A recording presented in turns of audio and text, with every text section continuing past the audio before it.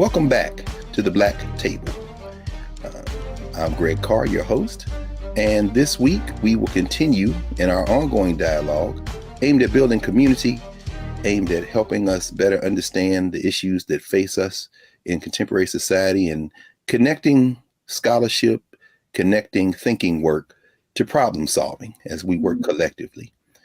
Today, I'm very excited. We're going to have a conversation that really talks about how extreme wealth influences public policy, social policy, and more specifically, how the history of philanthropy in tandem with government over the arc of the last century or so have shaped the way that white supremacy, white nationalism, or white internationalism has maintained itself, often with the help of academics and scholars. All of this, of course, we're doing to examine how to dismantle those systems and create something better, something new, something that will help us in our common humanity. So we're going to ask some questions today. How scholars contributed to these oppressive systems? How has philanthropy and extreme wealth recruited scholars to help them maintain these systems of oppression? And we're going to do all that and more with Dr. Maribel Morey, who is the director of the Miami Institute for the Social Sciences. She has written a remarkable new book, White Philanthropy. And if you don't have it, you should go get it immediately. White Philanthropy, Carnegie Corporation's An American Dilemma and the Making of a White World Order. She has a PhD from Princeton, a JD from New York University School of Law, started out at Notre Dame, and a lot of other academic credentials. She was, before she started the Institute, a professor at Clemson University. She's worked at a number of schools, including overseas, Stockholm, Sweden. But most importantly, she has marshaled her considerable gifts and talents to independent institution building. We're going to hear about how her journey has led her to where she is right now.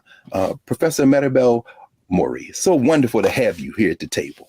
It's amazing. Thank you, Dr. Carr, for this invitation. No, Greg, please. Otherwise, I'm going to call you Dr. Morey, and then we just okay. No, I'm just saying, look, one of the beautiful things, y'all, is we dropping all pretension. Yeah, no, I like it. You know, well, I mean, you've guided us in that. I mean, so we absolutely want to enter this conversation. I'm going to resist the urge and say at the onset that we want to have you back. We can't wait to have you back because I'm wondering what you think. Being a Notre Dame grad, I don't know if you've seen this new article in the New Yorker about Amy Coney Barrett. I'm like, I want to ask her about that, but I'm going to resist the urge and get right to the business. This book, White Philanthropy, fills a gap that I think those of us who work in fields like Africana studies, think about decolonial studies, probably knew needed to be filled. But until reading this book, really what you lay out is a roadmap for how we should think about this question of extreme wealth and its relationship to oppression. Could you say a little bit about what led you to write White Philanthropy? Okay. So my interest in An American Dilemma goes back to my undergraduate years at Notre Dame. So before I went to NYU and before Princeton, the PhD. And so back in the day, I was trying to make sense of my full identity as a Latina woman. And so I was very interested in the race-sex analogy. I was still separating my identities before I knew about intersectionality, which I was more exposed to in law school through critical race theory. So at the time, I was studying in Paris, and I was exposed to Simone de Beauvoir's work. And I realized that in writing The Second Sex, she had relied on this white Swede's book to tease out the race-sex analogy. And I thought that was really interesting for many ways. I thought, why would this woman, who at the time I thought was, this brilliant scholar, need to rely on a man? And second, what did this white Swede have to say about race in the US? Why was he selected? So as I was getting more and more interested in the academy, I thought I should really study the politics of knowledge in the academy. It was fascinating to me because no matter what I would say, I ultimately was sensing that no matter how brilliant scholarship I would create, my work would be, someone else's work would be cited instead. specifically a white Anglo-American man or someone with proximity to that identity, such as Gunnar Myrdal as a white Swede.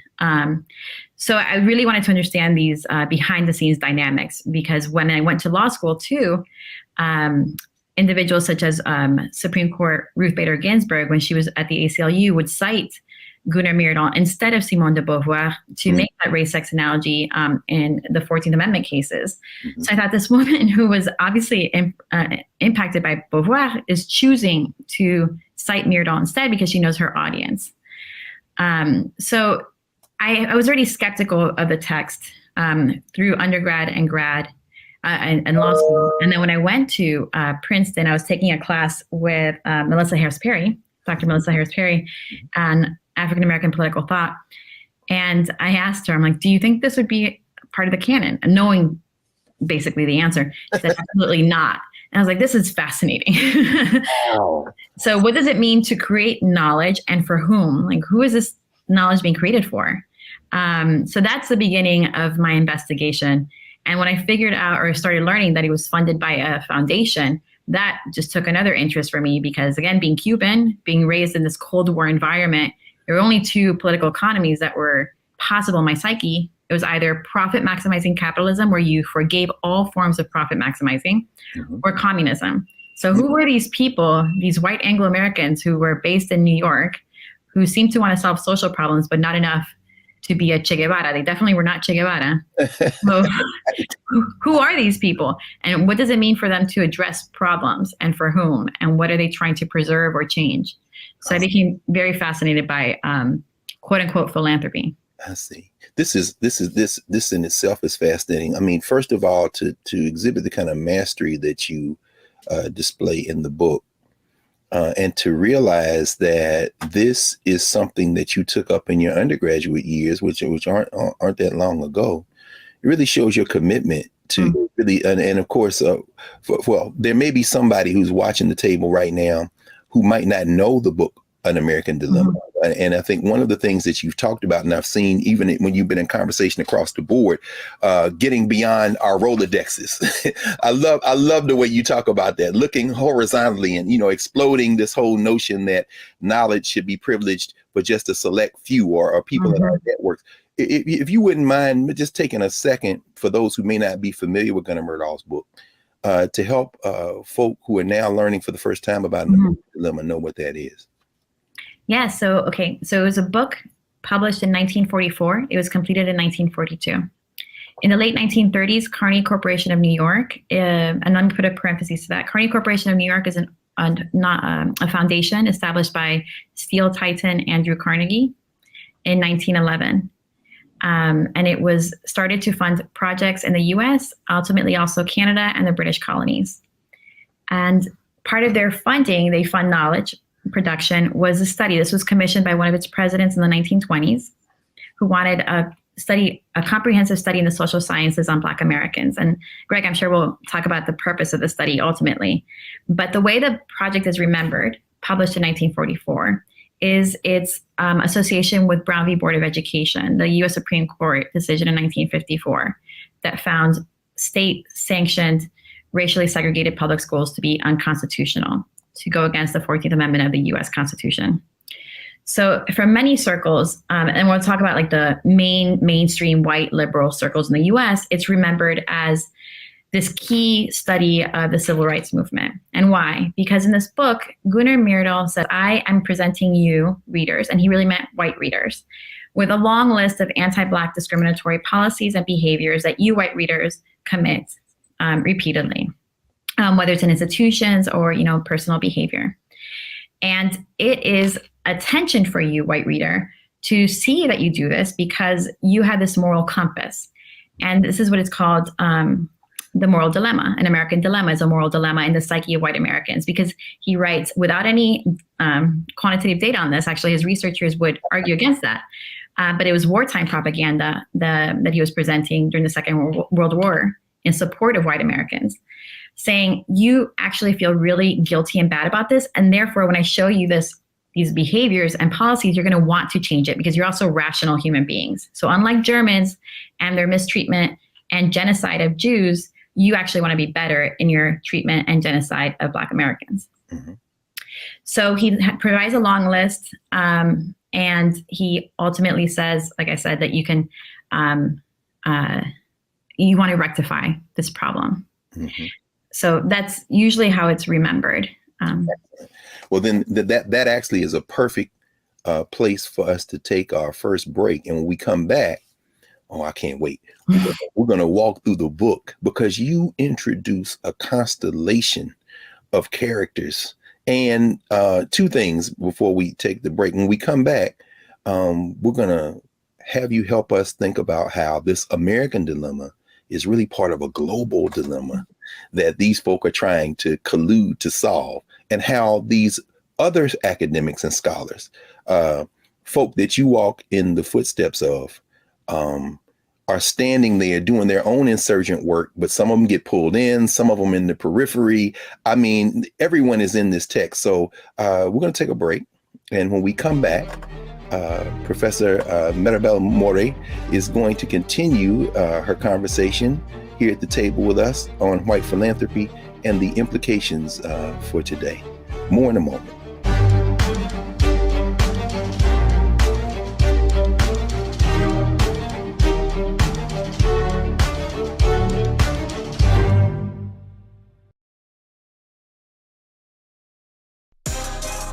Peace, I'm Faraji Muhammad, host of The Culture. And brothers, we need to talk. There's been much discussion about the state of the Black man in our community.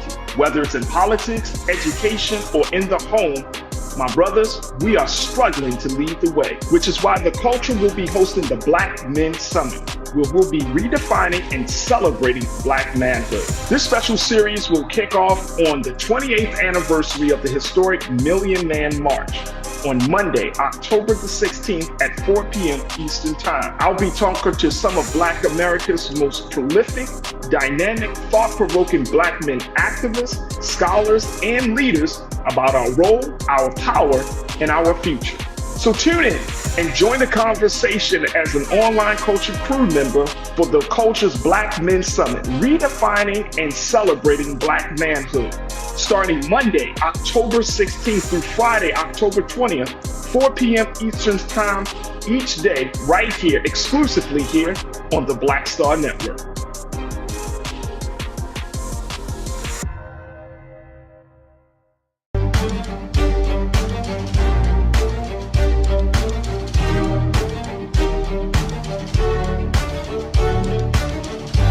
Welcome back to the Black Table. I'm Greg Carr, joined today by Maribel Morey, the founding executive director of the Miami Institute for the Social Sciences.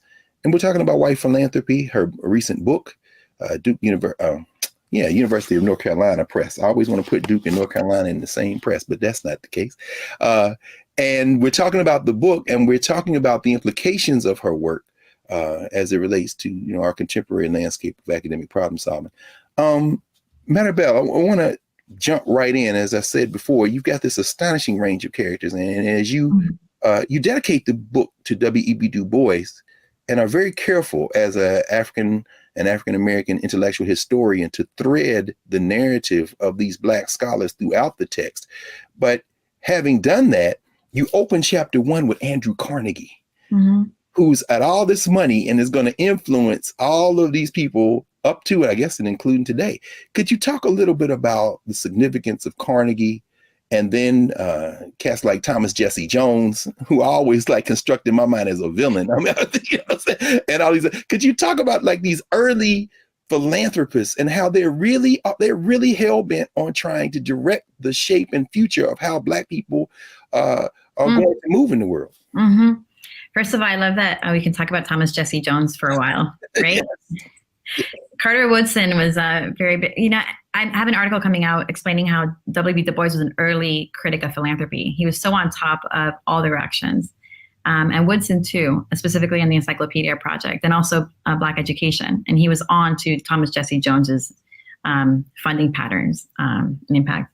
Okay, so the book, this white philanthropy book, traces the intellectual history of an American dilemma.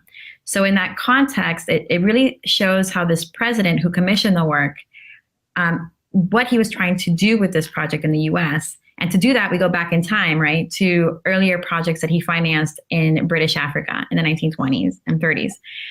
That said, I didn't want to present it as if this president, Frederick P. Keppel, came in with a blank slate into an organization with no vision and just plopped in, right? So he's working within an institutional context. So what is that institutional context? And Keppel is president of the Carnegie.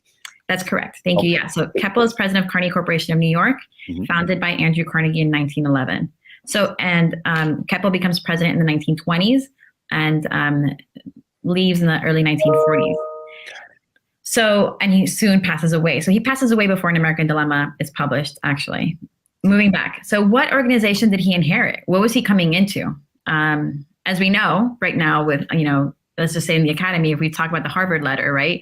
We know that institutions have their context. So even if you have your own model, vision of what you might do in your scholarship, you're coming into an institution that already has patterns of behavior. Yes. Like Carnegie Corporation, what are those patterns of behavior?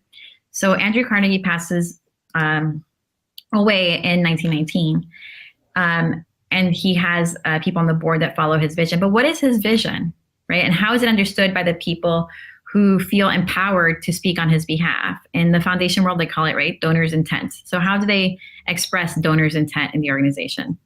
So James Bertram was his personal secretary who would field letters asking him for money, asking Carnegie for money before Andrew Carnegie established Carnegie Corporation, which ultimately moved his private philanthropy office into a more institutional setting of board of directors and staff.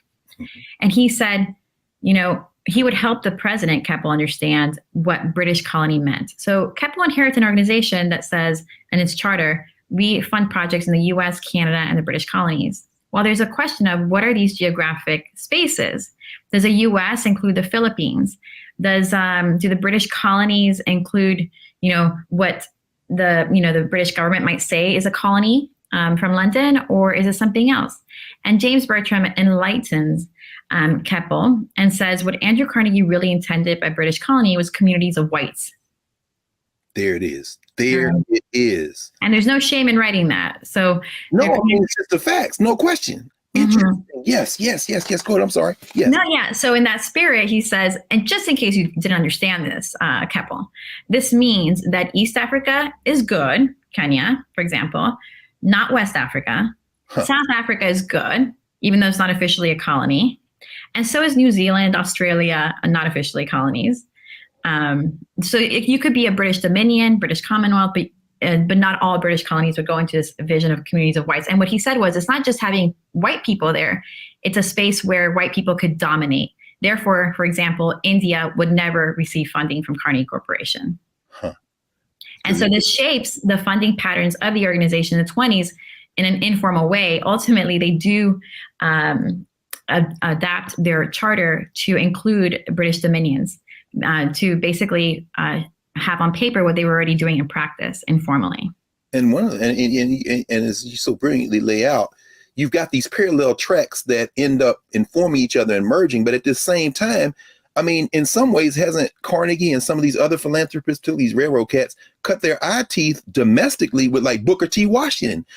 They start in the 19th century, huh? So while they're expanding and looking at these interests in Africa, what's Carnegie doing domestically that's going to help us think through this as this thing emerges, the American Dilemma? Yeah. So Andrew Carnegie himself was very enamored with Booker T. Washington, and he gives a speech in Edinburgh, Scotland, in the 1910s, late 1900s, the aughts, and says this is an educational model that can be used across the British Empire for other colonized groups.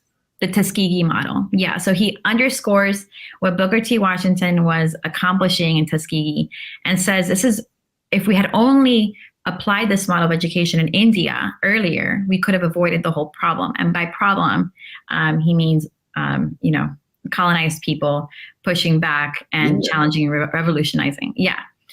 And in his vision, so that's one. So Andrew Carnegie had the vision of expanding the Tuskegee educational model internationally as a means of dominating colonized groups, okay? And in a complementary way, his vision of international peace included and underscored Anglo-Saxon unity. Wow. that is truly remarkable. I mean, just given the context, here we are in 2022. I mean, at Howard University, there's a Carnegie library. I mean, he puts libraries everywhere. But I think about the fact that Howard trustees added Booker T. Washington in part to get Carnegie's money. And Carnegie had almost shied away from that liberal arts type of model. And to hear you talk about Tuskegee, which, you know, we know Booker T. Washington had his own ideas. I'm probably a little bit more charitable toward Booker T. than some people. But my mom from Alabama, so I kind of see Tuskegee. But they are plowing so much money into shaping the sensibility of these people that they want to continue to oppress from now on.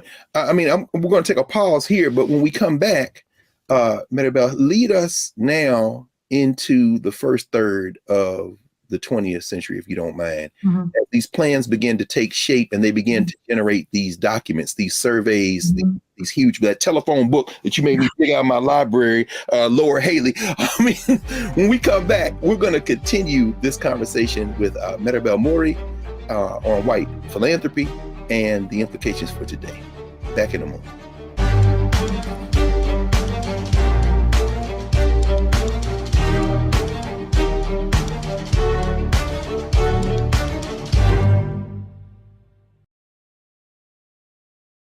When you talk about blackness and what happens in black culture, we're about covering these things that matter to us, speaking to our issues and concerns. This is a genuine people-powered movement. There's a lot of stuff that we're not getting. You get it, and you spread the word. We wish to plead our own cause. Too long have others spoken for us. We cannot tell our own story if we can't pay for it. This is about covering us. Invest in black-owned media. Your dollars matter. We don't have to keep asking them to cover our stuff. So please support us in what we do, folks. We want to hit 2,000 people, $50 this month, raise $100,000. We're behind 100,000, so we want to hit that. Y'all money makes this possible. Checks and money orders go to P.O. Box 57196, Washington, D.C. 20037-0196. The Cash App is $RM Unfiltered. PayPal is R Martin Unfiltered. Venmo is RM Unfiltered. Zelle is roland@rolandsmartin.com.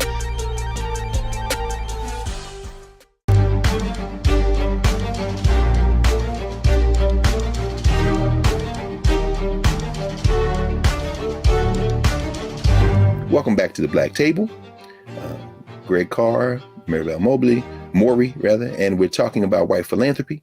And we're talking now about the first third of the 20th century with Maribel. Professor Morey, pick up where you left off. So Carnegie has begun, I think he actually generated a report in the 20s, right? I mean, he has a text that his name is attached to, but we're going to see the blueprint in part for an American dilemma be generated there in the 1920s. Could you talk a little bit about this other cat that emerges, Malcolm X?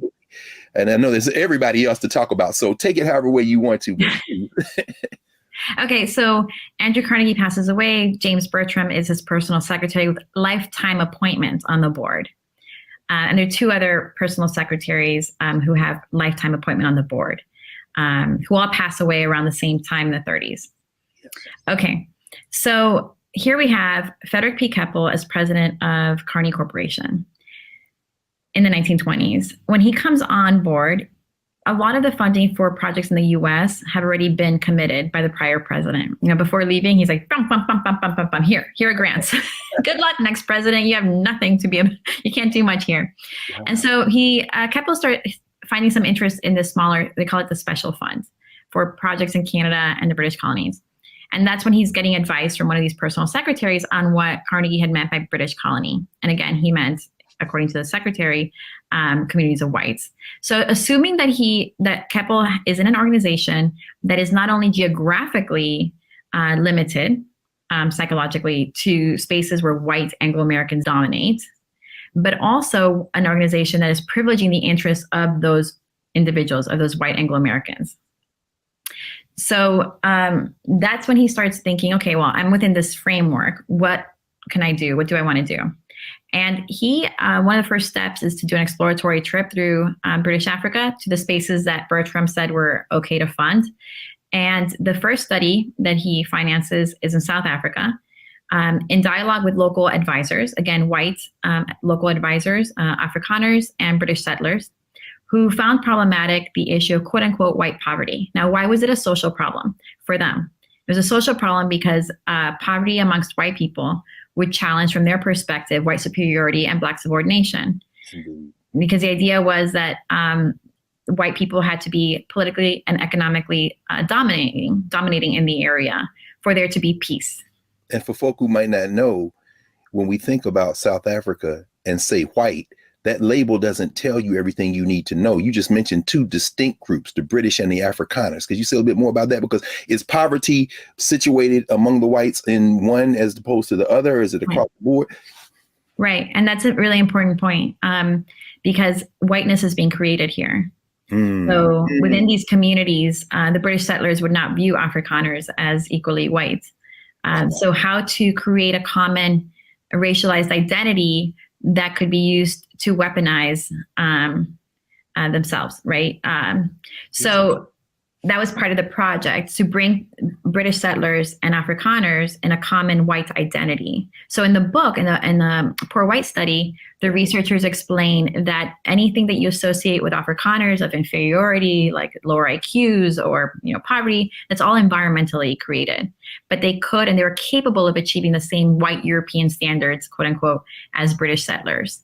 This sounds strangely familiar to the United States. Oh, they're going to load this off on Afrikaners. Okay, so go ahead. So now the study they did and undertake. Yeah, Kepa was very proud of this study. So because if you think about it, and you can almost see echoes today, it's saying, okay, we are funding a project that's going to inform public policy. It achieves this impact. And the goal is ultimately to maintain international peace and order. But why was there a threat to international peace and order? Because if, South Africans, Black South Africans, actually achieved more political and economic strength, it was assumed by this community of white people, of increasingly uniting white people identities, that they would react violently. They themselves would react violently to that increased political and economic power amongst the Black diaspora. Was there any Black pushback? Was any South African pushback, any Black pushback to this work? Because as you said, they didn't consult any Black folk. And one of the things that you also bring out in terms of the investment of and the support of government in this is very important, because then when you get to the American Dilemma, you talk about how they had to cultivate kind of cooperation with the U.S. government and other powers. But did anybody Black push back against this as these reports are being generated? Honestly, that's something for other researchers to amplify. What I saw was Du Bois requesting the study. He knew about it. Interesting. Yeah. So Du Bois was very on top of Carnegie funding in Africa in the 1920s and 30s. He's like, "Can you send me a copy? I just want to read it." Well, that's interesting, because you pursue that line too, and I think that very much has to do even informing your work right now and coalition building and kind of transnational coalitions. You talk about Du Bois and the Pan-African Congresses. We're certainly in between World War I and World War II. You have the anti-colonial movements, but Du Bois isn't just concerned about the affairs of Black folk in the United States. Well, I guess neither is Booker T. Washington. I mean, could you talk about how perhaps Black internationalism, which isn't really fully developed at this point, but how they might look at that as a threat to their plans? No, they knew. I mean, so W.B. Du Bois knows that Carnegie Corporation is privileging the interests of white people across the Atlantic, to the point where he tests the boundaries. He's like, I'm going to make them say it to me. So he says, I know your fellowship program. He's talking to another colleague in letters and says, I know this fellowship program is only bringing back and forth white scholars. The Carnegie Corporation has like a fellows program between South Africa and the US. So he writes to Keppel and says, I would like to go. I want to go to South Africa. And Keppel doesn't know how to tell him no, because a lot of these actors in philanthropy very much admire his brilliance. Interesting. But also are scared of him, of his intelligence and his ability to, bring people together.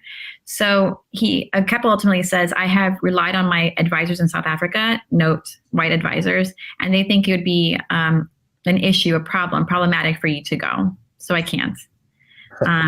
So that's one where they see the power of these organizations in creating opportunities for scholars and leaving out others. And also the amount of money, the wealth.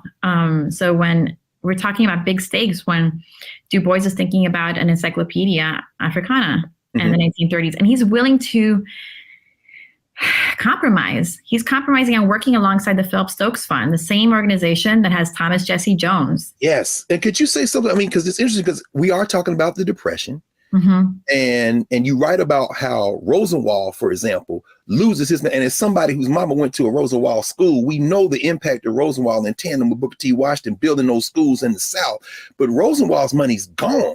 I mean, could you talk about how these foundations are actually working with each other? And that Encyclopedia, the Negro example, and I think it's chapter 7, you really do a deeper dive into those politics. You say something about how they really are working with each other, these companies or these corporations, these philanthropic organizations.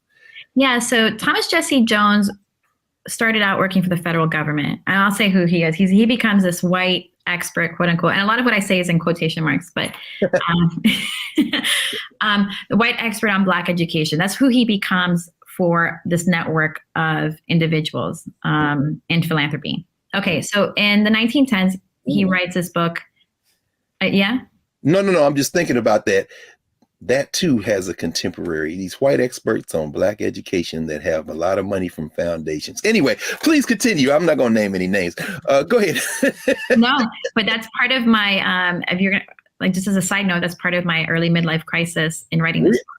Oh, we're going to look.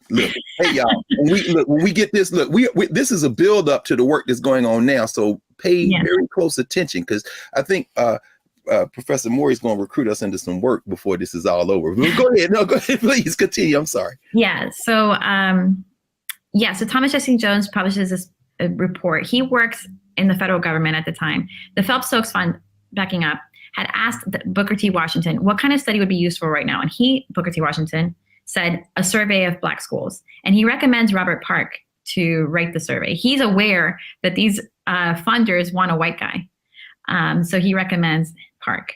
But they instead choose Jones, who's working in the federal government, because they're thinking this would be really helpful to have the stamp of the federal government on this study, and it could be really circulated very well. Well, that works out in many ways, but in other ways not, because you have people in Congress who say, what is this money doing in the federal government? Not a lot of people know about the Phelps Stokes Fund, but they know, to your point, it's all part of a close-knit network where a lot of these individuals are overlapping board memberships. In New York, these are all organizations: Phelps Stokes Fund, Carnegie Corporation, Rockefeller organizations, which included General Education Board, Laura Spelman Rockefeller Memorial, the Rockefeller Foundation, and they're all intertwined. Spelman Rockefeller as in Spelman College? Spelman University? Yeah. Wow. Okay, y'all know these HBCUs be named for a lot of these people. Anyway, go ahead. Yeah, you go to Tuskegee and you see all the different buildings, too. Yeah.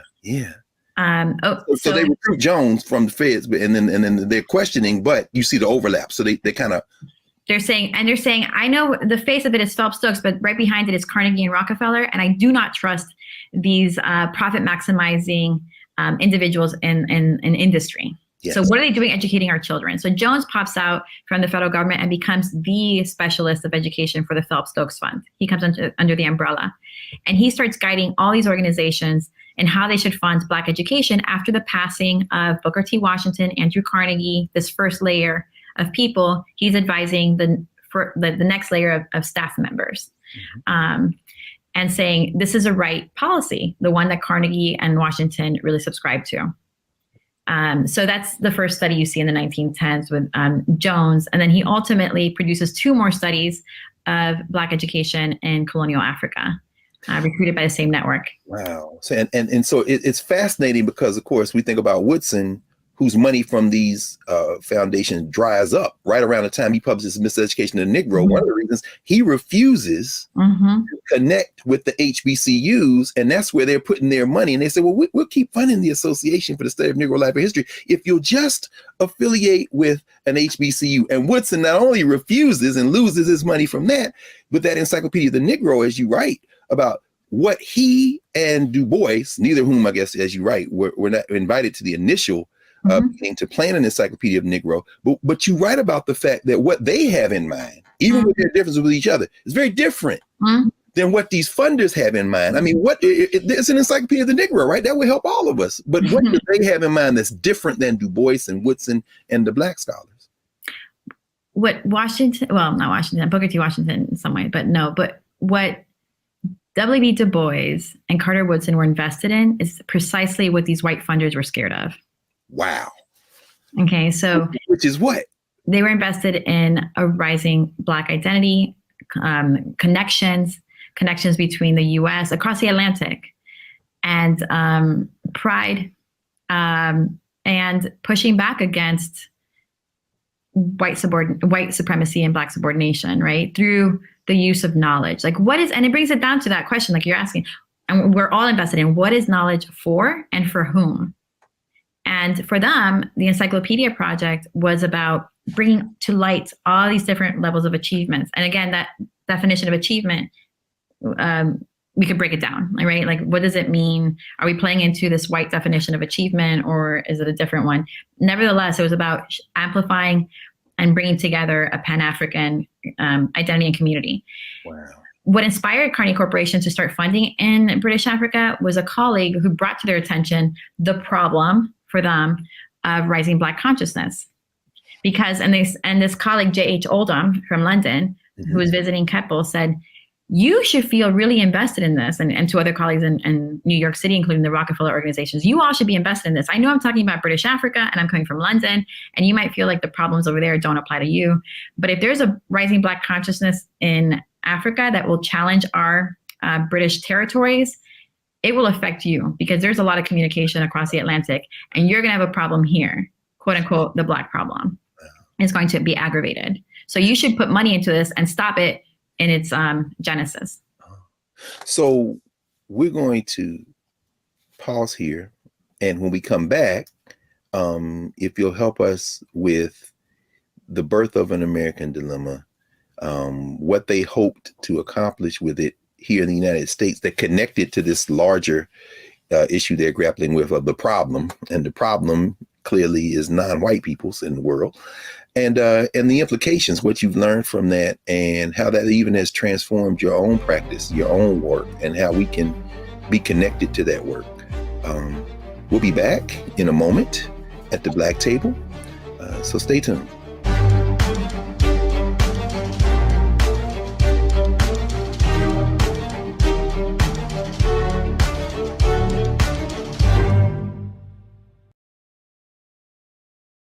Hatred on the streets, a horrific scene, a white nationalist rally that descended into deadly violence. White people are losing their damn minds. As an angry pro-Trump mob storms the U.S. Capitol, we've seen shooting. We're about to see the rise of what I call white minority resistance. We have seen white folks in this country who simply cannot tolerate Black folks voting. I think what we're seeing is the inevitable result of violent denial. This is part of American history. Every time that people of color have made progress, whether real or symbolic, there has been what Carol Anderson at Emory University calls white rage as a backlash. This is the rise of the Proud Boys and the Boogaloo Boys. America, there's going to be more of this. Here's all the Proud Boys, guys. This country is getting increasingly racist in its behaviors and its attitudes because of the fear of white people. The fear that they're taking our jobs, they're taking our resources, they're taking our women. This is white fear.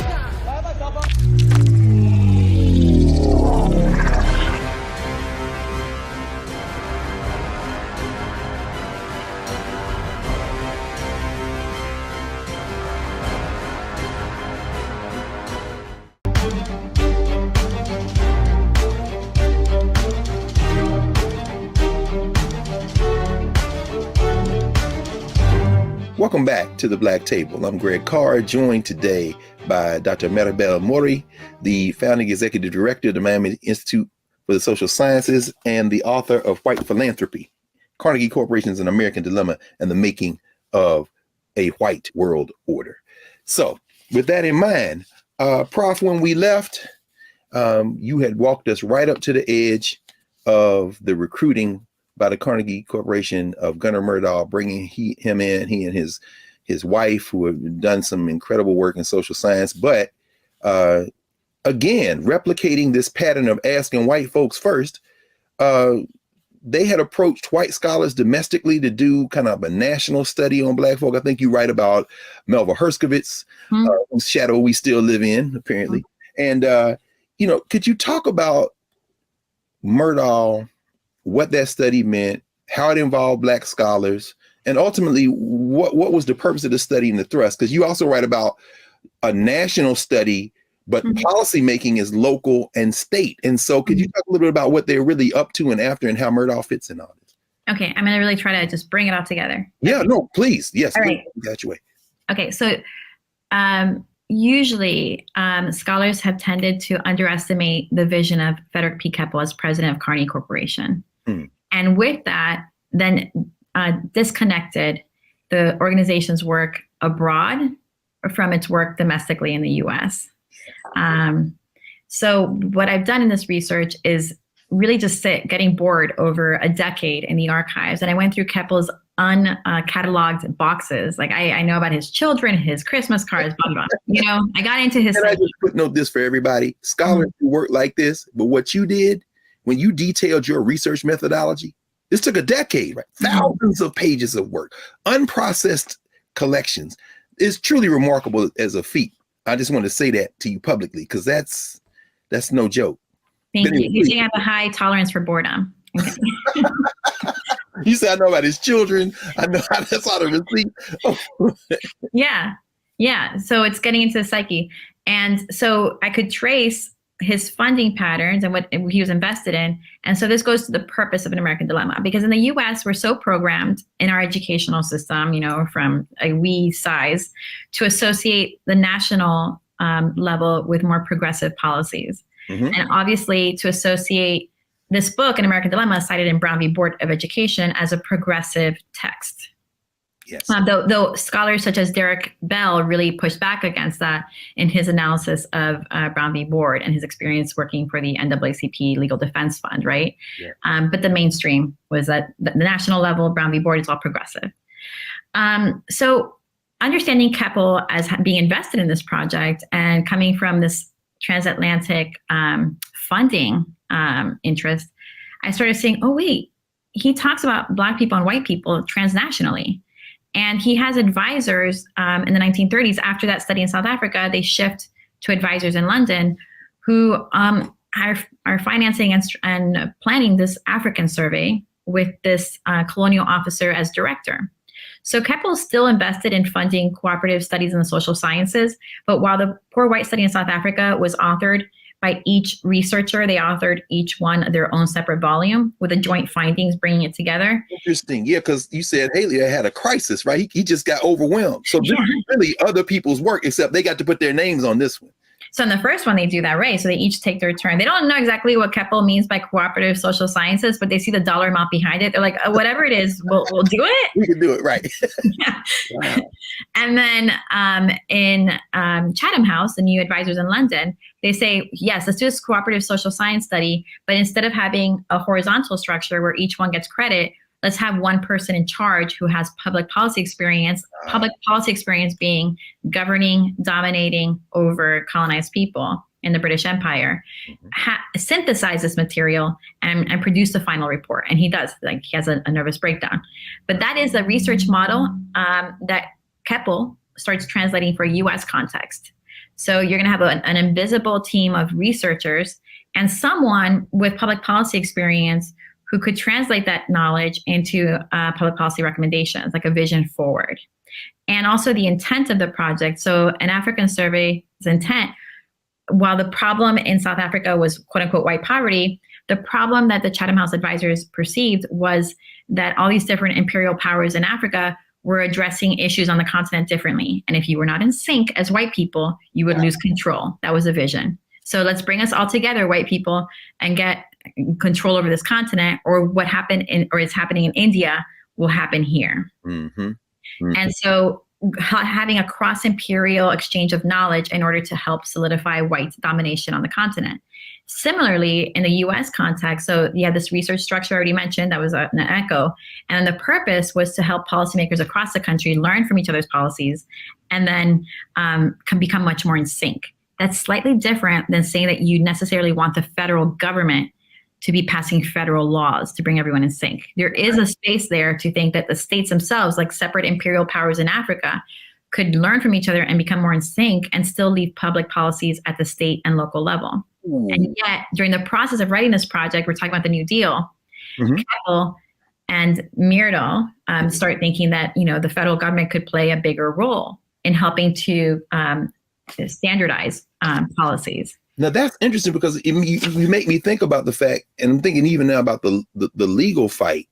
Who was it? The Marigold report, when the NAACP, when the Legal Defense Fund began in the 30s to look at attacking segregation, and that too was funded. I forget the name of the corporation, but Charles Hamilton Houston, those guys, as Ralph Bunche writes at some point, I think it's Journal of Negro Education, says, the Negro is a special ward of the Supreme Court. So the Black scholars are already thinking national, trying to subvert this apartheid in the United States.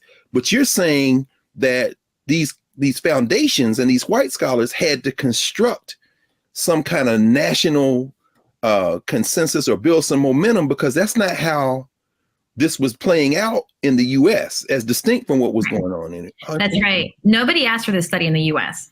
So while nobody asked, okay, yes, go ahead. Okay. Nobody asked for it, and that was Keppel's anxiety.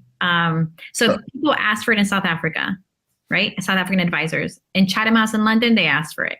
When he's thinking of transferring this project to the U.S., nobody's asked for it, and he knows that any national study would be controversial in the U.S.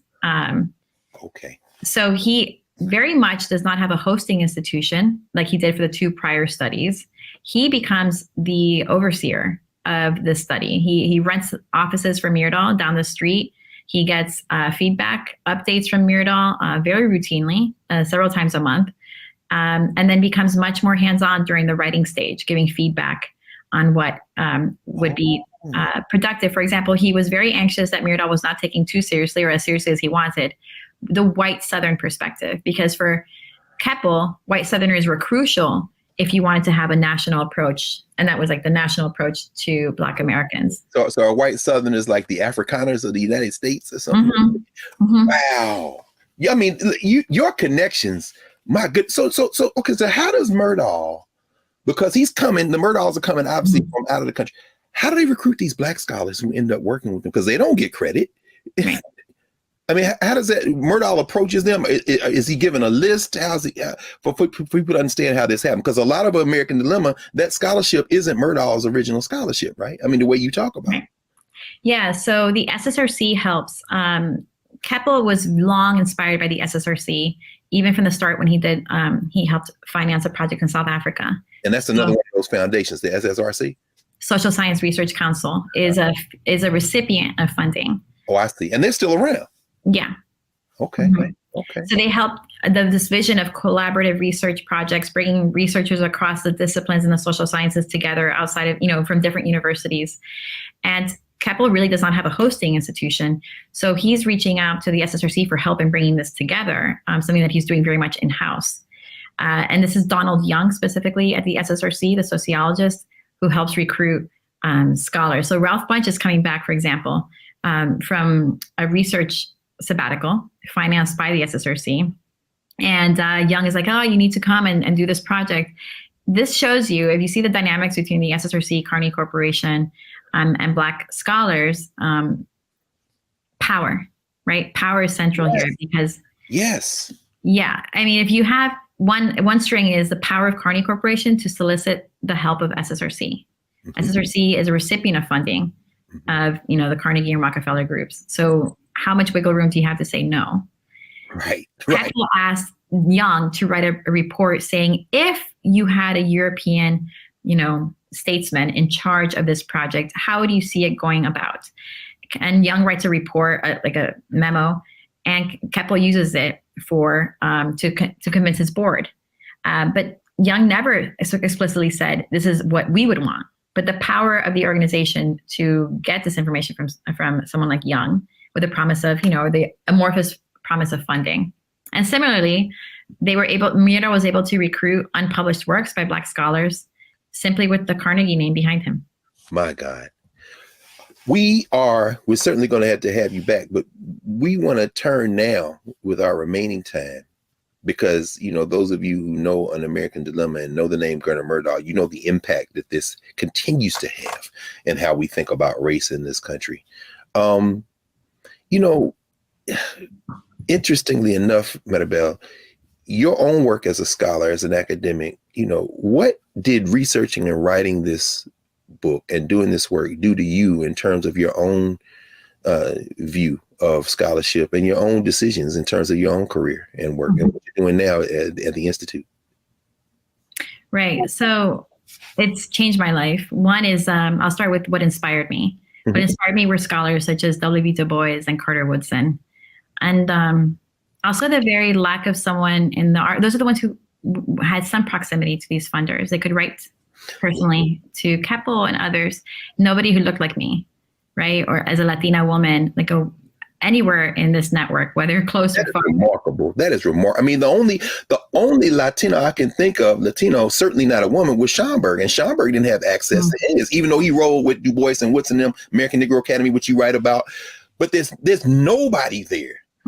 That interesting, huh? And so seeing echoes between what I was writing and what I was living as an academic.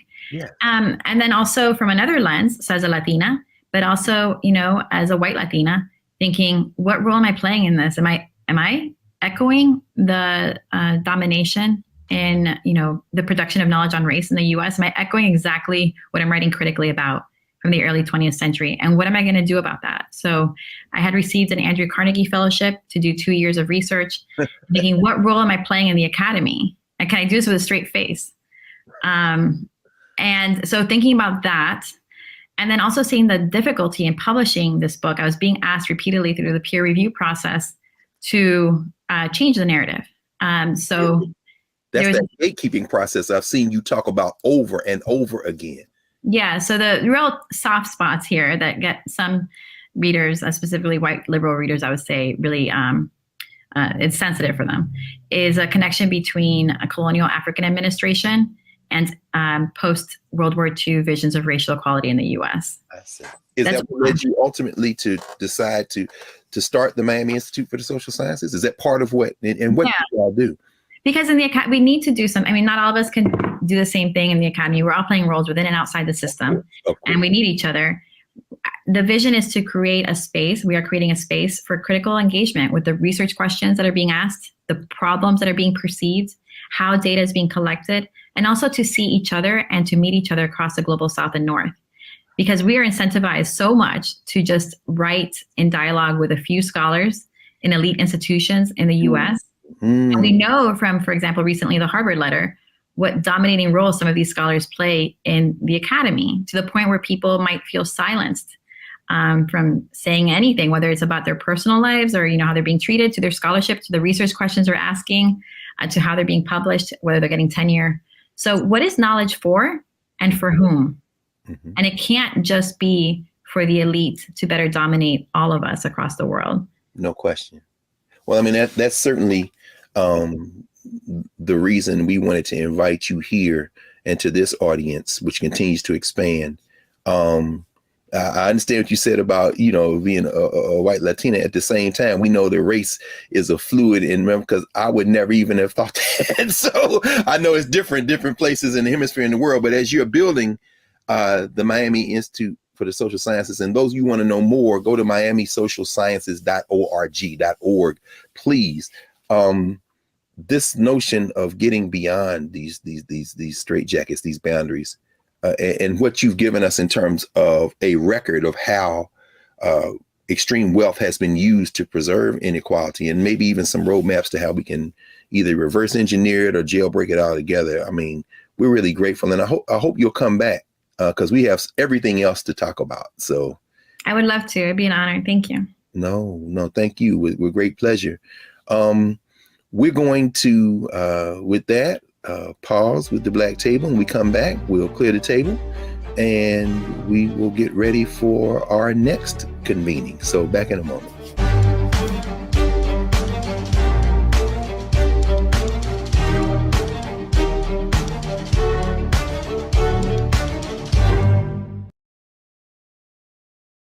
Black Star Network is here. Oh, no punch! I'm real revolutionary right now.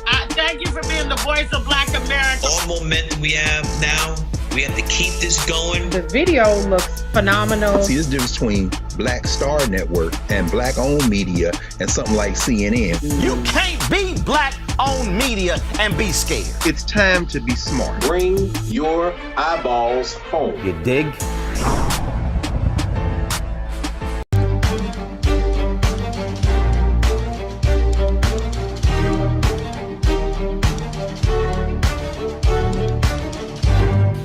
Welcome back to the Black Table. We've had a provocative conversation, one that has been extremely informative with Professor Maribel Morey. And once again, we've come to the moment when we clear the table and reset it for next time. We'll close today with the words of Ayikwe Armah, the Ghanaian writer, translator, social change agent, living currently in Senegal, and his 2006 book, The Eloquence of the Scribes, when thinking about intellectual work. And we do this with what we've heard and learned from Professor Morey today in mind. Ayikwe Armah says that his work as an intellectual is dedicated to changing the world that we live in, to standing against depression, to standing against inequality. And he says on the last page of chapter 25 of his book, The Eloquence of the Scribes, that day, that transforming day, will not come in my lifetime. There's nothing sad in knowing that. What matters is that I am doing what I can to bring it closer. And sometimes I meet people on the same search. So that's what we're doing at the Black Table. We're meeting people on the same search. We met one today. We'll meet one every week, one or more. And so make sure you tune in next time at the Black Table. I'm Greg Carr, and see you next week.